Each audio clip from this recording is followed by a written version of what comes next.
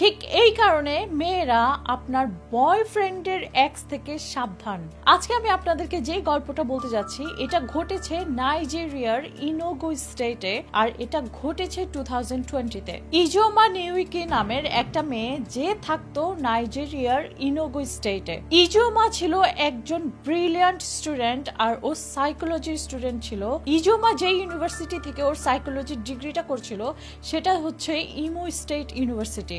যদিও ইজোমা অনেক brilliant student ছিল, ওর পড়ালেখা অনেকটা বন্ধ করতে হয়েছে সাইকোলজিতে, কারণ ওটার জন্য ওর অনেক পয়সা লাগছিল, প্লাস ওর পড়ালেখার খরচ চালানোর জন্য তেমন কোনো জবও ছিল না, যার কারণে সে মনে করলো যে ও সাইকোলজির ডিগ্রিটা না করে ও মেকআপ আর্টিস্টের উপর একটা ডিগ্রি করবে, প্লাস পাশাপাশি ও মেকআপ আর্টিস্ট হিসেবে সার্ভিস দিতে পারবে। তো এর কিছু বছর পর ইজোমা একদম প্রফেশনাল একজন মেকআপ আর্টিস্ট হয়ে গিয়েছিল। ওর অনেক ডিমান্ড ছিল। ইভেন নাইজেরিয়ার ওই স্টেটের অনেক মেয়েরা ইজোমাকে ফোন করে করে বাসায় ডাকতো মেকআপ সার্ভিস নেওয়ার জন্য, ইজোমার হাতে মেকআপ করার জন্য।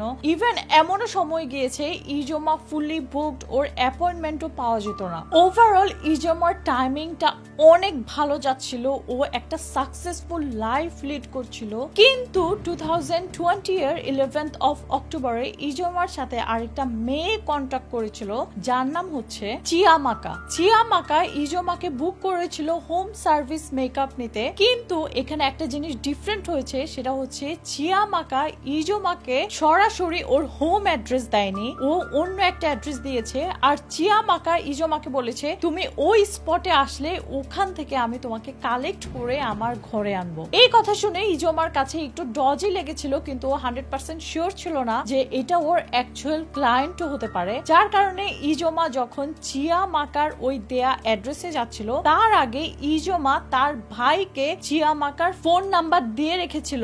ইজোমা ওর ভাইকে বলেছিল আমি আজকে এই ক্লায়েন্টের ঘরে যাচ্ছি, তুমি জাস্ট ওর ফোন নাম্বারটা রাখো। কিন্তু ইজোমার তখন ধারণাও ছিল না ও কত বড় একটা ট্র্যাপে পা দিতে যাচ্ছিল। সেদিন ইজোমা তার ওই ক্লায়েন্টের ঘরের যাওয়ার উদ্দেশ্যে বের হওয়ার পর সে আর কখনো ফিরে আসেনি। এদিকে ইজোমার ফ্যামিলির মেম্বার সবাই অনেক টেনশন করছিল। একটা পর্যায়ে তারা পুলিশকে ইনফর্ম করে, আর পুলিশ জানার পরে সব দিকে খোঁজ খবর করছিল, সার্চ করছিল ইজোমার জন্য, কিন্তু তারা তাকে কোথাও খুঁজে পাচ্ছিল না। ইজোমা মিসিং হওয়ার 5 দিন পরে হঠাৎ করে পুলিশ ইজোমার ডেড বডি রোডের পাশে আবিষ্কার করেছে। ওই সময় ইজোমার ফেস দেখে মনে হচ্ছিল কেউ অ্যাসিড দিয়ে ওর ফেসটা পুরো বার্ন করে দিয়েছে, কিন্তু ইজোমাকে আগে যেভাবে মারা হয়েছে সেটা হচ্ছে ওকে গলা টিপে মেরে ফেলা হয়েছে, তারপর ওকে অ্যাসিড দিয়ে পোড়ানো হয়েছে। তার মানে কেউ একজন ইজোমাকে আগে গলা টিপে মেরে ওর ফেসটা অ্যাসিড দিয়ে পুড়িয়ে তারপর ওই রোডের পাশে ফেলে রেখে গিয়েছিল।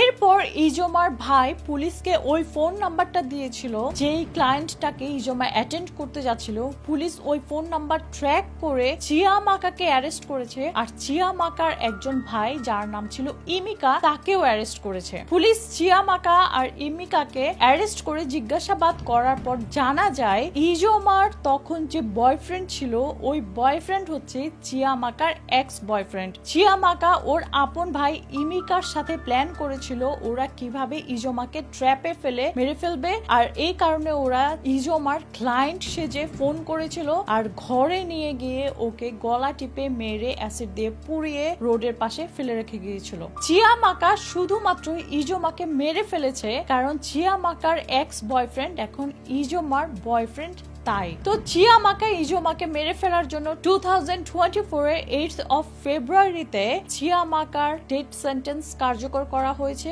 আর ওকে ফাঁসিতে ঝুলিয়ে মৃত্যুদণ্ড দেওয়া হয়েছিল। আর চিয়ামাকার ভাই ইমিকাকে প্রিজন থেকে ডিসচার্জ করে দেওয়া হয়েছে কারণ তার বিরুদ্ধে তেমন কোনো এভিডেন্স ছিল না। তো এটাই ছিল আমার আজকের গল্প। শুধুমাত্র হিংসার জন্য চিয়ামাকা ইজোমাকে মেরে ফেলেছে, ও কিছুতেই ওর এক্স বয়ফ্রেন্ডের পাশে ইজোমাকে মেনে নিতে পারে। তাই আপনারা সবসময় এরকম টাইপের মানুষ থেকে সাবধান থাকবেন, স্পেশালি আপনার বয়ফ্রেন্ডের এক্স থেকে। তো আমার গল্পটা ভালো লাগলে অন্য মেয়েদেরকে সতর্ক করতে হলে অবশ্যই শেয়ার করবেন। আমার পেজে নতুন হলে পেজটা লাইক এন্ড ফলো করবেন। আপনারা আমাকে ইউটিউব, ইনস্টাগ্রাম এন্ড টিকটকে পেয়ে যাবেন স্বপ্ন ব্লগস নামে সার্চ করে।